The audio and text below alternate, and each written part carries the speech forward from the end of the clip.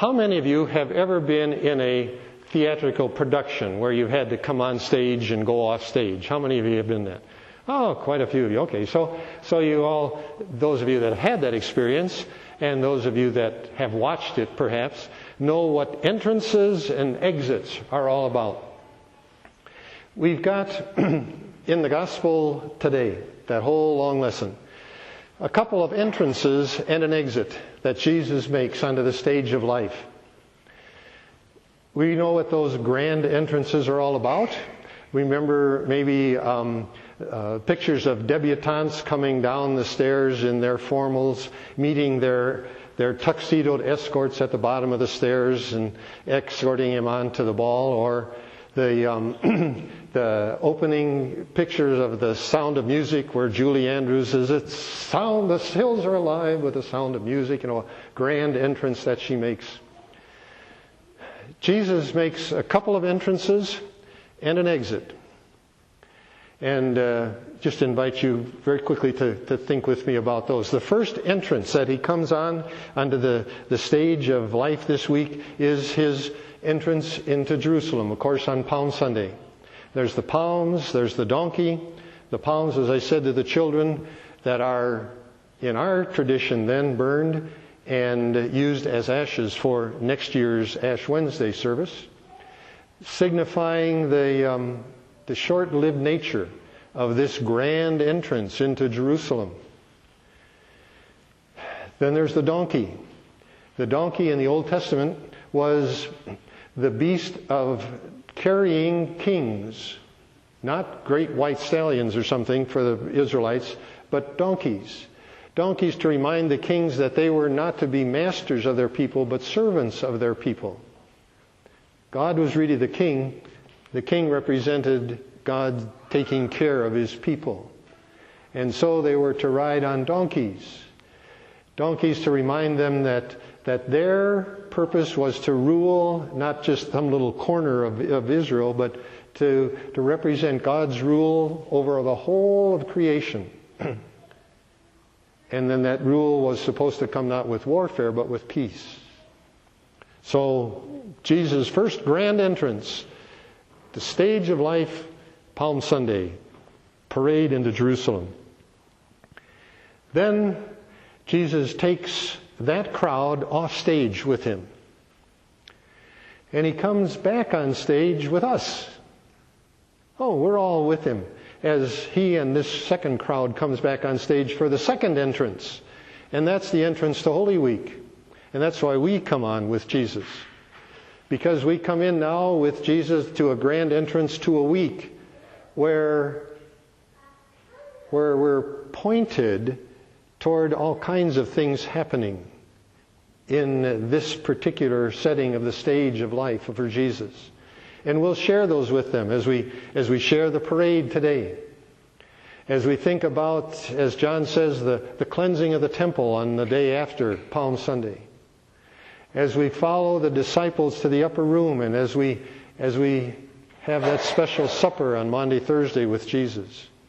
And then as we follow him on Friday to the cross. All of the things that God had promised he would do to save his people, to reclaim, to reconcile himself with his people, all of those things are now being pointed toward by this second grand entrance of Jesus unto Holy Week. And we'll go with them and we'll experience those things as well. All that Jesus had said to his disciples about, let us go to Jerusalem, and there the chief priests and leaders of the people will arrest me, and I'll be tortured and I'll be crucified.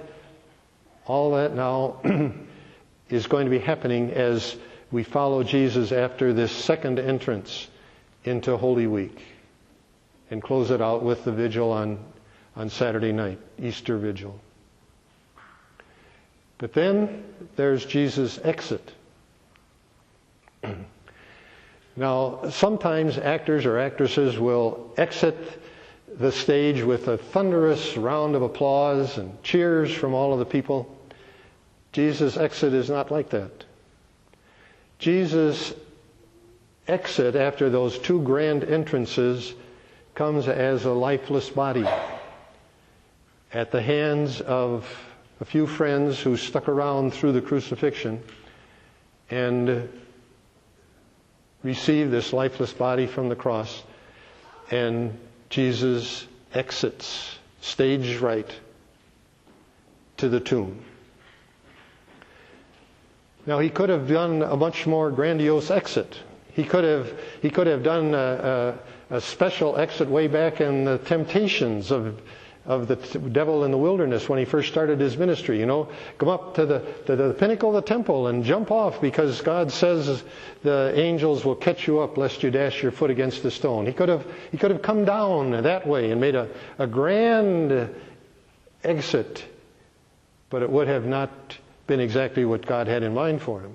Or he could have come down from the cross. We read, what the leaders said. He saved others. He cannot save himself. If he's the Son of God, let him come down from the cross, and we'll believe him. He could have made quite an exit by coming down from the cross. But he doesn't do that. He doesn't do that because that's not the way God's will would be done, as he prayed in the garden. So as I said, he makes a very inglorious exit after all of the things that we've shared with him in that Holy Week. He exits as a lifeless body put in a tomb. Now, there probably are theatrical plays where people wonder then, after the lead actor has exited, will that character come back? Well, you've listened to Paul Harvey say there's the rest of the story enough times that you know what the rest of the story is. You know that this character who has now exited the stage of life as a lifeless body will come back. And his entrance will be something that no one has ever experienced before. But that's the next act. That's the next act. Amen.